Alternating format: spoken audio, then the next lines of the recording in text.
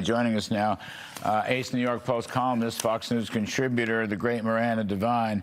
Miranda, you're writing about that today. I mean, they can't, not a single one would stand up. Is that right? Not a single one? It's unbelievable. I mean, considering that most of them had boycotted the thing anyway, and they were off doing on their own frolic with frogs. But yeah, they wouldn't stand up. It's just incredible. They wouldn't stand up for the family of Irina Zaruska, who was murdered so horribly.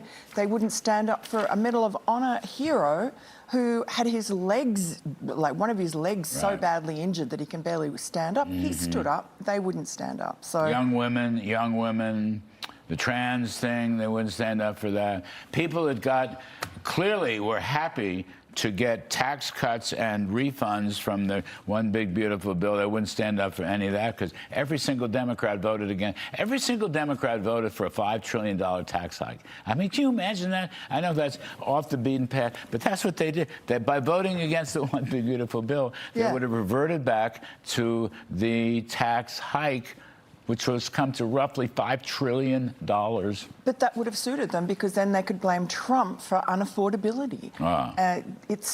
They're sick. I mean, I think that Trump derangement has just led them into this moral cul-de-sac where there is no escape. They now are defending the indefensible, and they look like fools. I mean, he was brilliant to set that trap for them, and they fell for it, and it'll make a great campaign ad for the midterms. Did a couple of them stand up when Trump said he wanted to ban stock trading?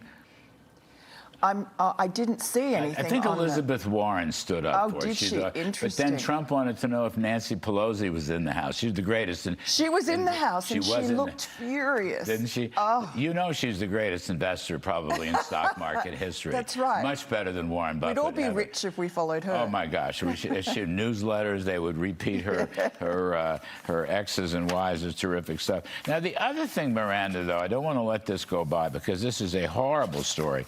The FBI subpoenaed Kash, Patel and Susie Wiles' phone records in their investigations of Trump.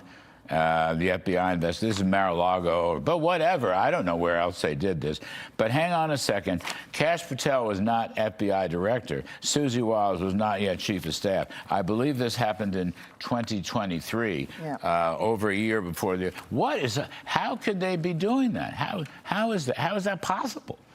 Well, I mean, they were private citizens. They're being spied on. That's illegal. But what makes it even more galling is that Susie Wiles' lawyer at the time knew that the FBI was listening in on the conversation, consented to it, and didn't tell his client. Oh, I didn't know that. Yes. So who is this? We don't know who the lawyer is. Everyone's been on this hunt track, which is interesting that the name has been suppressed, but we'll find out soon enough. And Susie Wiles is absolutely shell-shocked. She can't believe it. I mean, you couldn't believe it, but it sort of shows you, I think, the tip of the iceberg of what Jack Smith, the lengths that he was willing to go to bend the law, to push the limits, to get Trump. Because they were, you know, up against a deadline. They had to get him in jail, get him convicted before the 2024 election, and it all backfired in a spectacular way. And I think one of the reasons Donald Trump is sitting there in the White House doing all these good things is because the Democrats overreached. And he was right when he said, "You're crazy."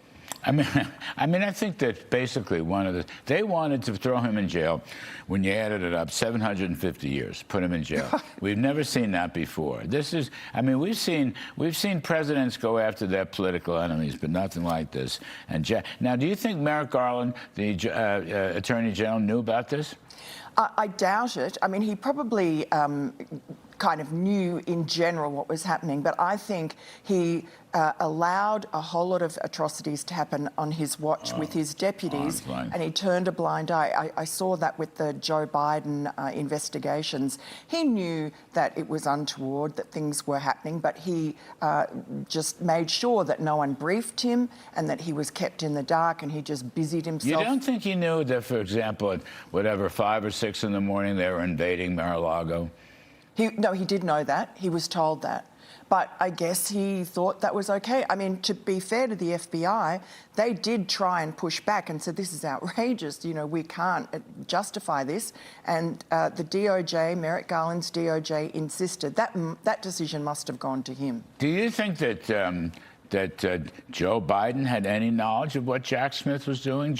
Let me say it a little differently. That Joe Biden's aides in the White House had any knowledge of what Jack Smith was trying to do? I think Joe Biden knew exactly what they were trying to do. And I don't know if you remember, it was sort of came and went, but he was on some sort of a campaign stop in Florida. Mm-hmm. Actually, it wasn't campaign, it was a hurricane stop as president. And he sort of got buttonholed by someone, and on a hot mic, he said, you know, no one Fs with a Biden. And everyone thought that was strange, but that was around the time that all these shenanigans were happening, that Hunter Biden was getting a sweetheart deal, etc. So Joe Biden is very sly, and he still is sly, and I think aware of what's going on. But then you have also, just to review the bidding a wee bit, remember, Joe Biden was taking classified documents as a senator and a vice president and carrying them away into his whatever think tanks and offices in downtown Washington, when they should have, by law, gone to the archives. In other words, presidents can take stuff with them. Vice presidents cannot. And senators. Senators cannot, okay? And so he got off because he was what the prosecutor said, he's a kindly old man or some damn thing. Brilliant. Yeah. The bathrobe defense. The bathrobe defense. But I mean, but Trump, I mean, many lawyers, at least, believe Trump was acting correctly. He was allowed to take documents. He was the president. I mean, Joe Biden had documents about Ukraine squirreled away in his garage and his home office when Hunter Biden was living there. So there's, you know, a lot of untold stories about corruption with the Bidens. So I don't know if any accountability will ever come. So Kash Patel, now obviously the current FBI director, is he cleaning all these people out? Is he firing all these FBI agents that had anything to do with this phone tapping with Susie Wiles and himself or whatever else the FBI was doing? Yes, he's just fired about a dozen of them, anybody who had anything to do with the Jack Smith stuff. And Andrew Bailey is now deputy director. He's a sort of a quiet achiever, former AG of Missouri, and I think he'll make sure that the wrongdoers are eventually brought to book. And Kash Patel is furious, as you would expect him to be. As he should be. Miranda Devine, New York Post, thank you ever so much. We appreciate it. Thanks.